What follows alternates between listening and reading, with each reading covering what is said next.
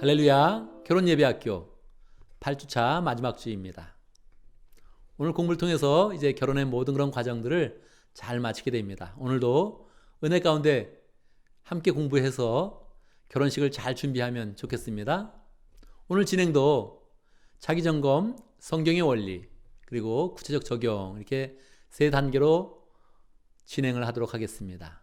첫 번째 자기점검 1번입니다. 당신은 결혼식 날은 어떤 마음을 갖기 원합니까?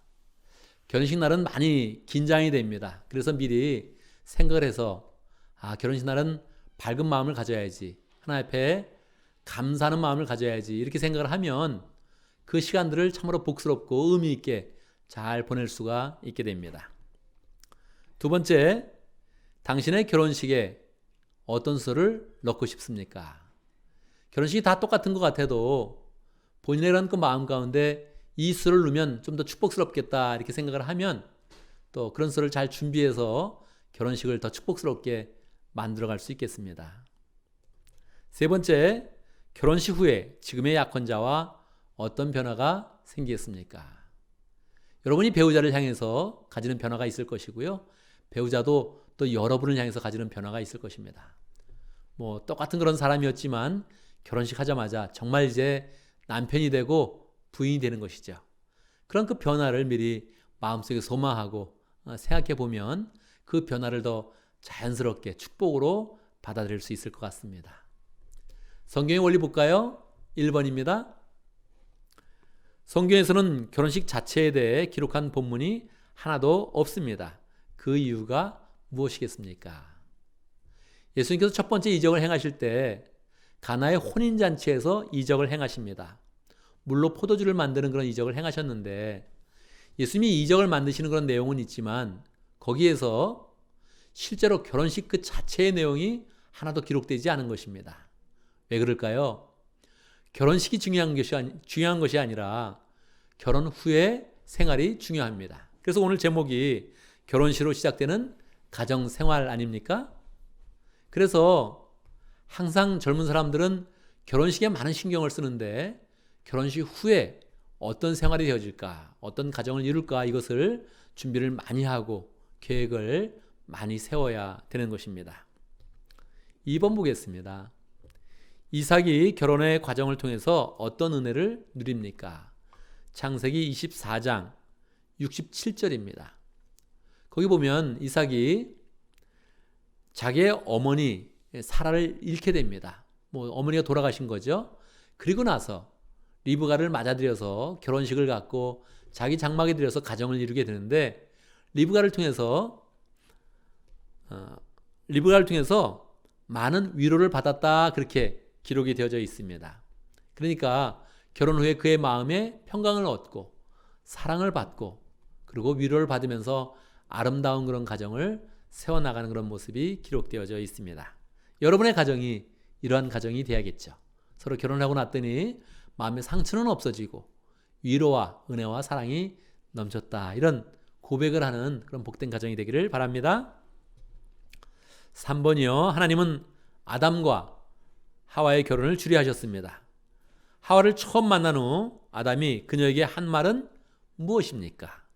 이 말이 몇십 년의 가정생활 속에 어떻게 성취되겠습니까? 창세기 2장 23절입니다. 한번 읽어볼까요? 그때 그 남자가 말하였다. 이제야 나타났구나.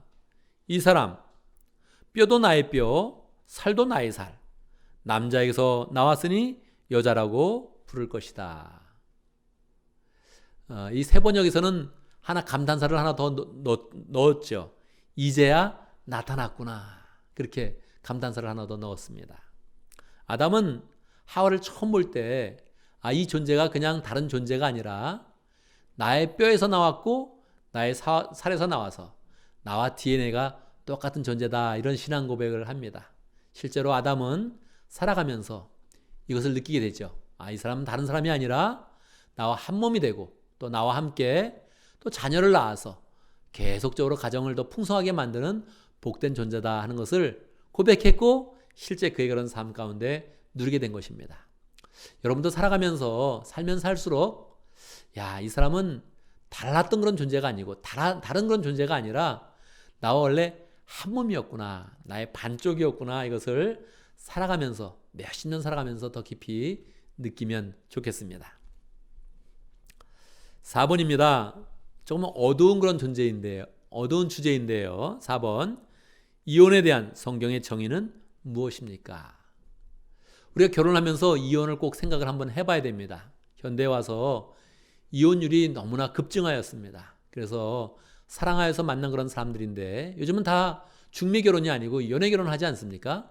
사랑해서 만난 그런 사람들인데도 불구하고 이혼율이 많이 높아졌습니다. 성경에서는 무엇이라고 이야기합니까? 마태복음 5장 32절입니다. 그러나 나는 너희에게 말한다. 예수님께서 하신 말씀이죠. 음행을 한 경우 제외하고 아내를 버리는 사람은 그 아내를 간음하게 하는 것이요. 또 버림받은 사람 여자와 결혼한 사람은 누구든지 간음을 하는 것이다. 예수님은 한 번 결혼한 것은 하나님이 정하신 것이다.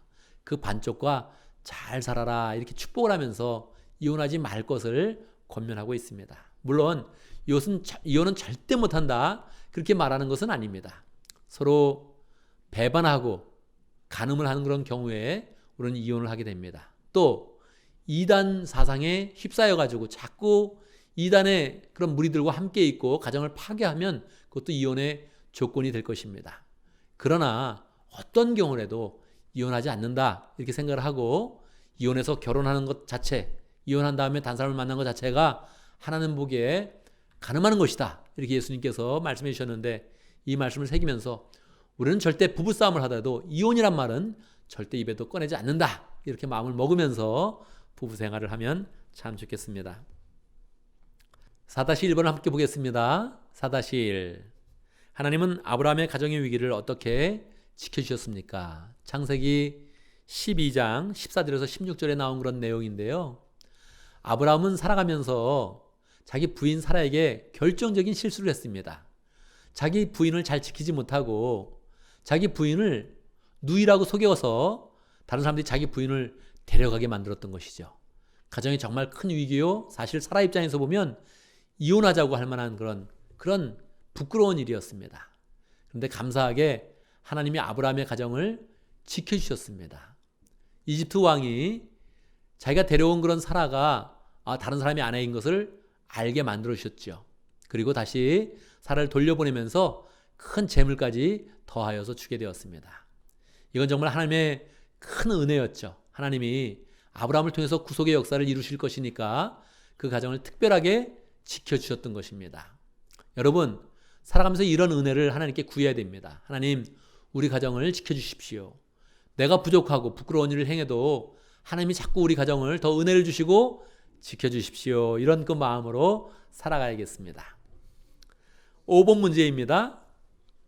현숙한 여인 또는 지혜로운 남편은 인생에 어떤 축복을 가져다 줍니까? 잠언 말씀인데요. 잠언 31장 10절입니다. 누가 유능한 아내를 맡겠느냐? 그 값은 진주보다 더 뛰어나다. 개역개정에서는 누가 현숙한 여인을 찾아 얻겠느냐? 그 값은 진주보다 더하니라. 이렇게 이야기를 하고 있죠. 좋은 배우자를 만나는 것은 진주보다 더 귀한 것입니다. 그래서 서로를 만난 것을 귀하게 여기고 서로에 대해서 귀한 사람으로 여기고 그래서 서로 행복하게 살아가면 하나님께서 우리에게 보석을 주는 것 같이 진주와 같은 그런 귀한 그런 보석을 주는 것 같이 행복한 그런 삶을 열매 맺게 될 것입니다. 서로 귀히 여기면서 행복한 그런 가정생활 잘 하길 바랍니다. 구체적인 적용입니다. 당신의 결혼 예식 순서는 완전히 준비가 되어 있습니까? 결혼 예식 순서는 주례자가 정할 수도 있고요. 그리고 결혼한 당사자가 정할 수도 있는데 서로 의논해서 필요한 그런 예식의 순서를 잘 정하면 좋겠습니다. 이제 결혼의 예식 순서를 구체적으로 정할 때입니다. 함께 우리도 구체적인 예식 순서를 정하도록 하겠습니다. 2번이요. 결혼 후에 경제적 생활은 안정적으로 개혁되어져 있습니까? 그래서 결혼 후에 우리의 생활은 어떻게 될 것인가? 경제로 안정되어 있는가? 잘 생각해 보면서 또 계획을 세워가야겠지요. 3번. 당신은 결혼 생활을 하다가 이혼의 위기를 맞이하면 어떻게 하겠습니까? 이건 서로 이야기를 나누면 좋겠습니다. 나 이러이러한 것까지는 항상 용서해 준다. 그렇지만 이혼이란 말은 절대 하지 말자. 이렇게 한번 서로 다짐을 하면서 미리 이야기를 해두면 좋겠습니다. 위기가 올 수 있는데요. 우리는 서로 변심하지 않는다. 이것을 미리 다짐하면서 많이 이야기를 해두면 좋을 것 같습니다. 마지막 문제입니다. 당신은 결혼의 과정과 가정생활을 통해서 배우자를 더 사랑하며 행복한 삶을 살 준비가 되었습니까? 아멘으로 대답을 해야겠죠. 예, 행복한 삶을 살 준비가 되었습니다. 이것이 하나님의 뜻이고 우리 예수님의 소원입니다.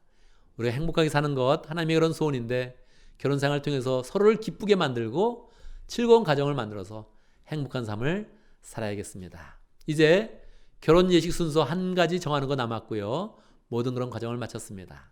앞으로 계속적으로 여러분의 삶 가운데 행복과 은혜와 사랑이 넘치기를 바랍니다. 감사합니다.